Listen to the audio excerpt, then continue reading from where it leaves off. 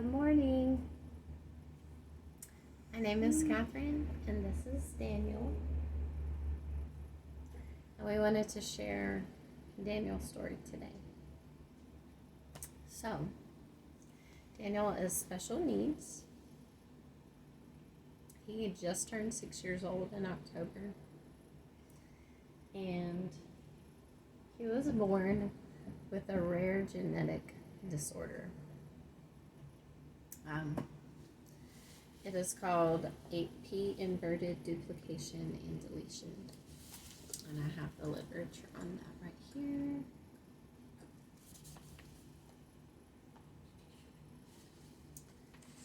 Daniel was born in 2015 at Duke University Hospital.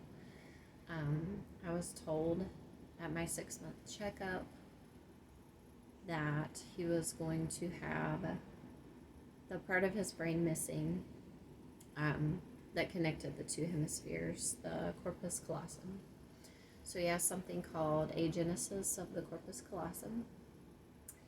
And he also was born with a heart defect.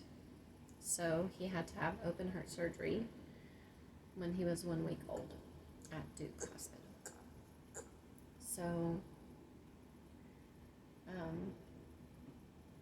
So I was told at 6 months pregnant that I was going to have to expect this for my child. And I prepared to give birth at Duke University Hospital so that he could have his open heart surgery there. That was the place that we felt was the most equipped to do open heart surgery for him. So that was very overwhelming to hear that, but I had, time to prepare, but nothing can really prepare you for what actually happens. He was born at 39 weeks.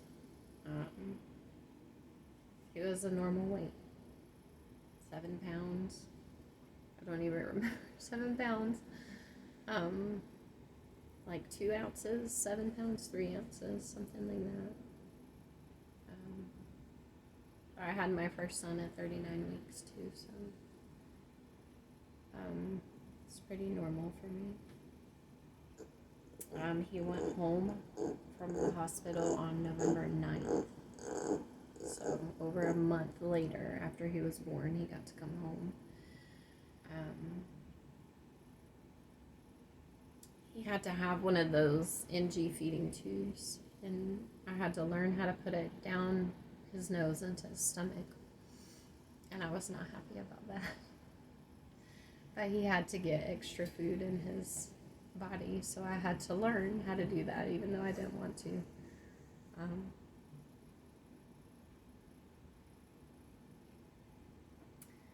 And so he had that just for 2 weeks. I had to do that. There was like a little pump that I had to use to get the extra breast milk into his body, because he would get fatigued when he would drink his bottle when he came home. So in order to get his nutrition in him, he just had to have that for 2 weeks, and then he was ready to go. He was drinking his bottles all by himself and not getting fatigued anymore, and growing and gaining weight, and he did really well. Right? You want to say something? He's a really happy kid. Like, he loves to make little noises, make music. He loves music.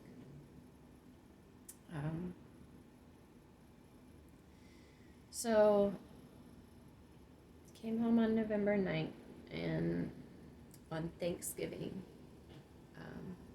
he had to go back into the ER here where we live, and he had to have emergency stomach surgery, where one of his chest closures from the one of the draining tubes was closing like part of his stomach. Like it was kind of like growing.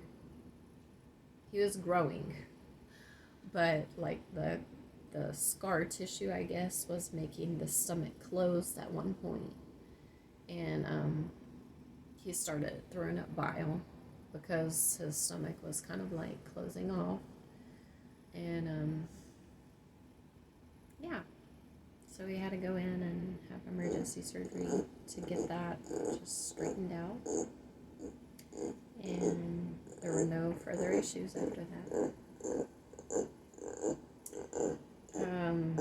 Daniel, since he has been born, he was diagnosed with scoliosis. He has a little curvature of his spine, and that, I guess that's due to the weakness of his muscles, that he does not sit up on his own. He cannot crawl, and he cannot walk. And he makes little noises, and he'll say mama and dada.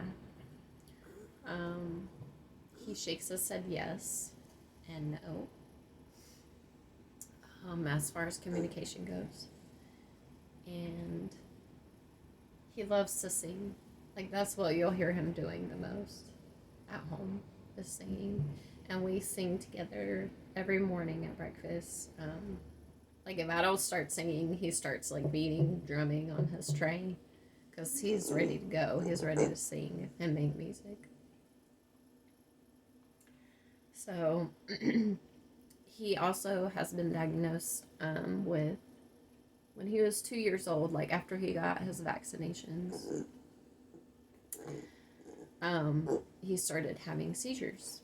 Now, he did have episodes in the hospital when he was born where he would turn blue. Like, he looked like he was like holding his breath, and he would turn blue. And I thought that that was having to do with his heart and with blood flow and all of that. But this would happen after his surgery. And, but after his vaccination at 2 years old, he started having seizures. So, that's when I started questioning some certain things. But, anyway, I was told that kids with this disorder, they're prone to having seizures. He did not have any before 2 years old that I'm aware of. He just had the little episodes where he would turn blue, kind of like holding his breath. But, yeah. So, that's all as far as like medical stuff. I mean, he has been in therapy from a young age. From when he came home from the hospital. I think he was evaluated like January of the next year, and then started a little bit later in the year for therapy, occupational and physical therapy, and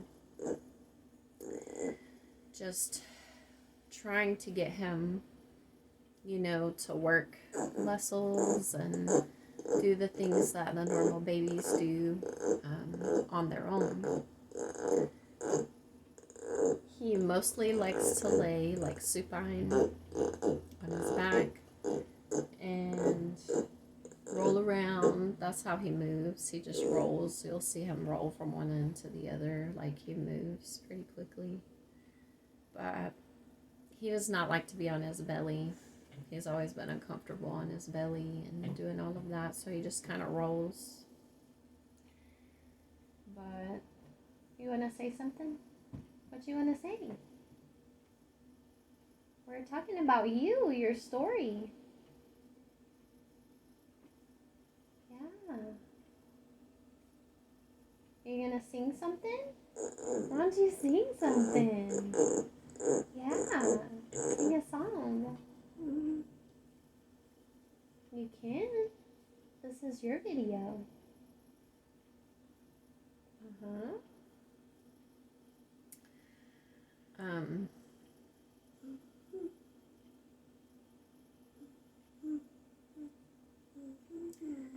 So, Daniel is sitting in his stander. He has to sit to stand stander. He's been in a stander ever since I can remember. We had to borrow one, but he wears the AFOs ever since he was maybe like, I want to say 8 or 9 months. He got fitted for AFOs, and he's been consistently, getting more fittings for AFOs as he grows, and to stand up in his stander, to get that weight bearing, to get muscle growth, and he does. Do you see yourself in the camera? I see you. Yeah, say hi.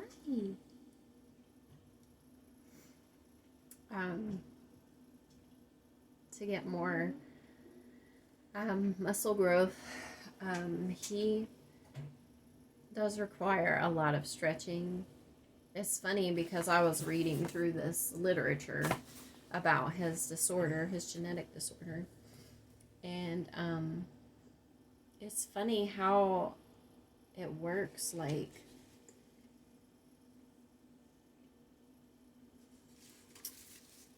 I mean, most of them have, learning disabilities and speech delay or absence.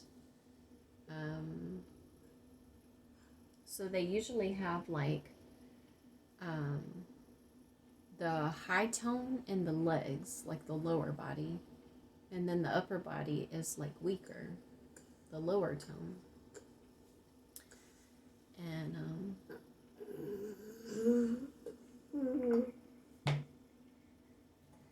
so yeah, it's just very different. Like, you can, I could read you this whole thing, like, but the kids are just such a wide range. It's very different with each case that has been studied. And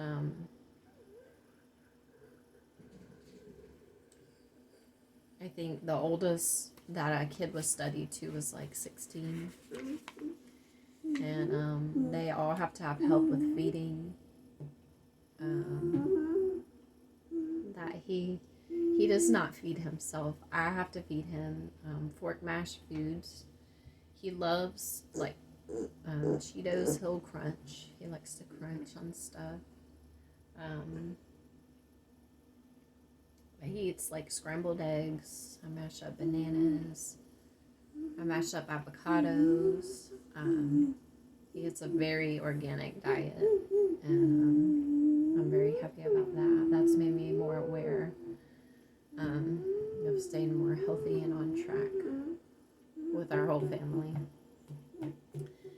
And Daniel likes to bite himself. He has like callus on his wrist where he'll just constantly, like, sometimes he'll do it and he'll go through periods where he won't do it. But he bites on his wrist, and he has a callus area right here where he bites. We haven't really found much for him, like, to that. I mean, when he holds something, he'll just throw it down. And but recently we found like something, a silicone thing to put over his hand that he can chew on, but it's like really cheap, so it came apart like quick because he bites pretty hard. But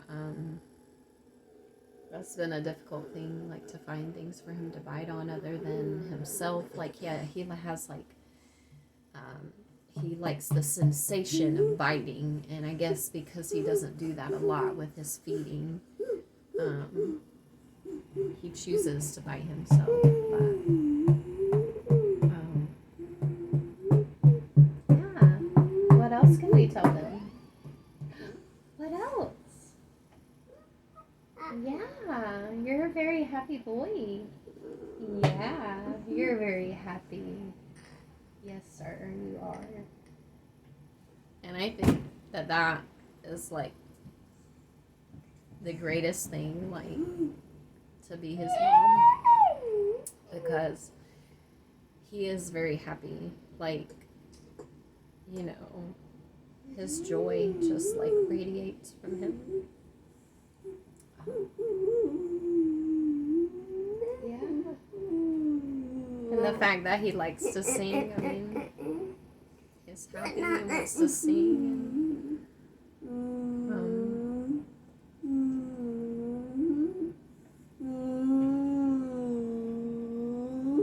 yeah. But it's very hard to not be able to understand him. And I mean, he does like vocalize a lot, but verbalize, no. Just mama and dada, and that's about it. And singing.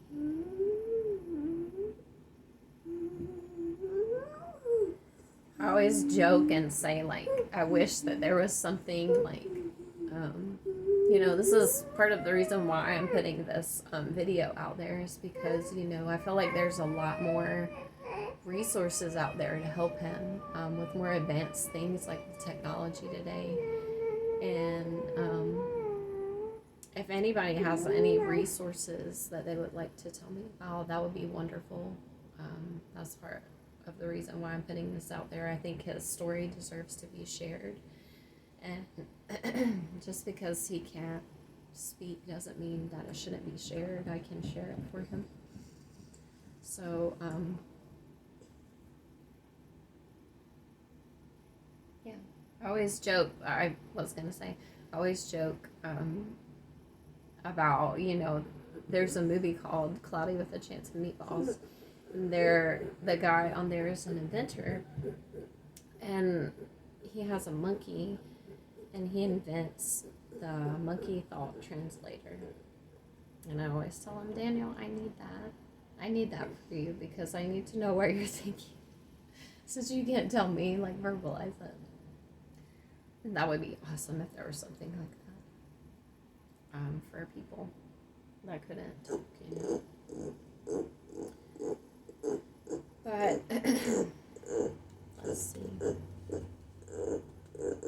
I mean, I could go over all of the stuff, but it's just so, like, such a vast spectrum that these kids are on.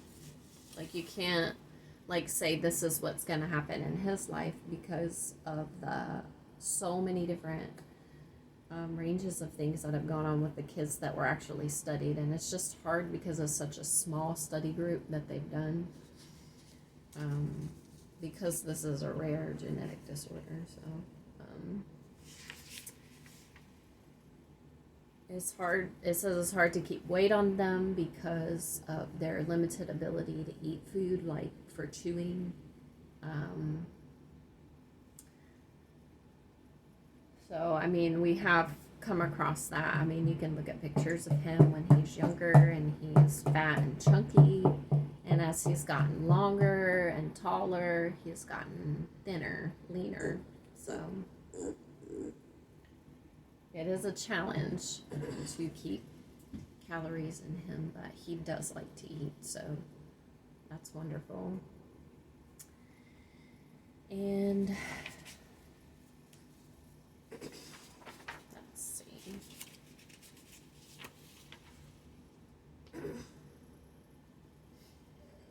The features,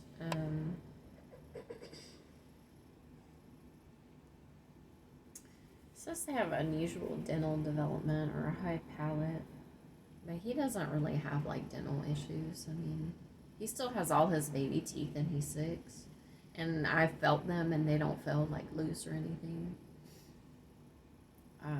But I'm pretty sure he's gonna be slower in developing, you know, his permanent adult teeth, since he's not chewing like a normal kid would chew.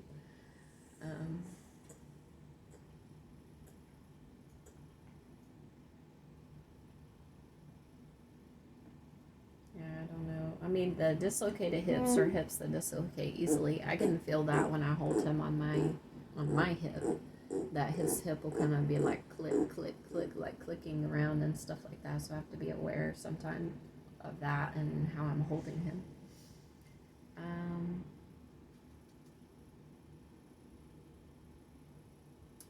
abnormalities. He has, they've checked his eyes, and they said that he has nearsightedness, where he can only see near, I guess, and it's harder for him to see further away. But his dad wears glasses. His dad has only ever been able to see out of one eye for his whole life. His other eye was damaged in the womb. So, I mean, my husband, he has to deal with all of that eye stuff. So, thankfully, I don't have problems with my eyes. So, he can see out of both his eyes. Praise God. It's just the seeing further away that they're watching, that they'll watch as he develops.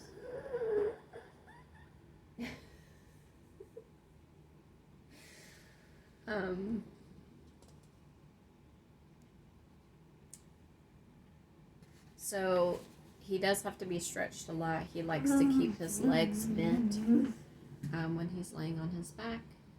And I try to do the leg stretches that the therapist has given me to do for him. We're supposed to do them 3 times a day to stretch out his hamstrings. His hamstrings stay pretty tight.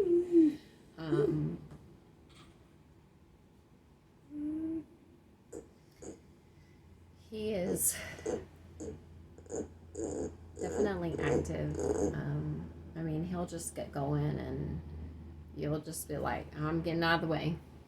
I'm going to go in here and busy myself because he's exercising away.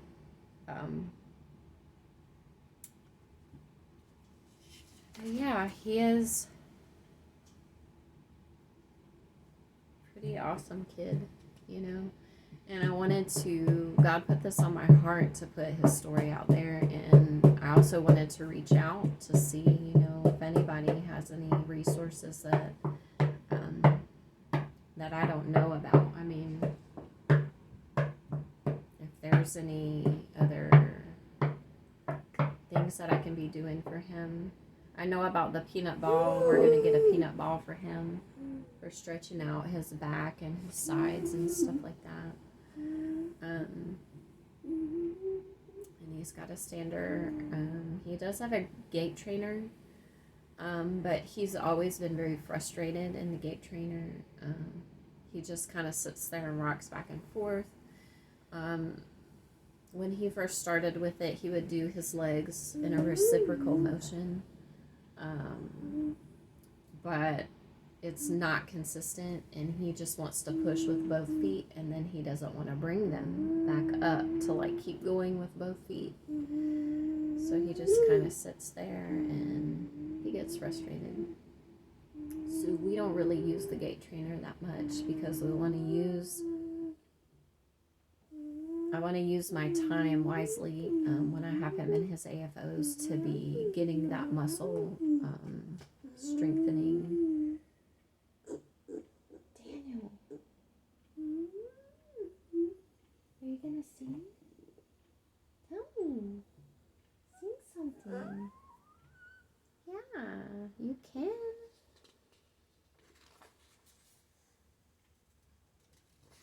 Oh, and the other thing is that, I guess with how his brain is too, I don't know how many hours a night that he sleeps. He sleeps in a room with his brother, and, but we give him melatonin and stuff like that to kind of help with sleep. From what I would say, I would just guess that he gets maybe 6-7 hours of sleep at night.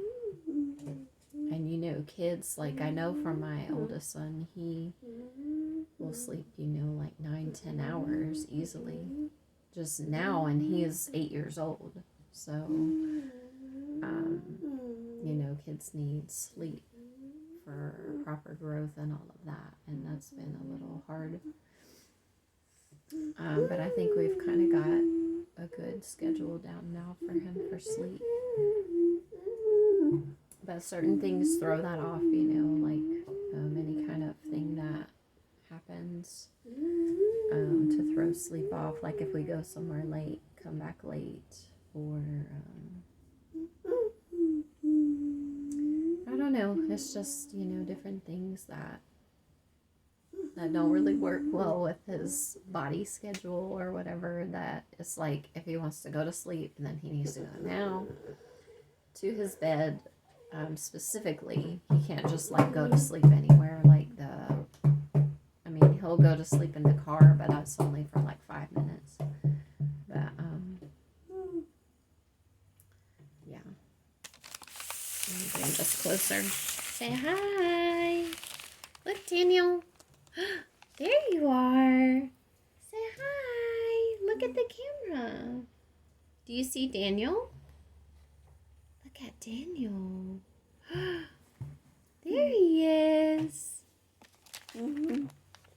Yeah, I'm trying to bring it closer. Trying to bring it closer.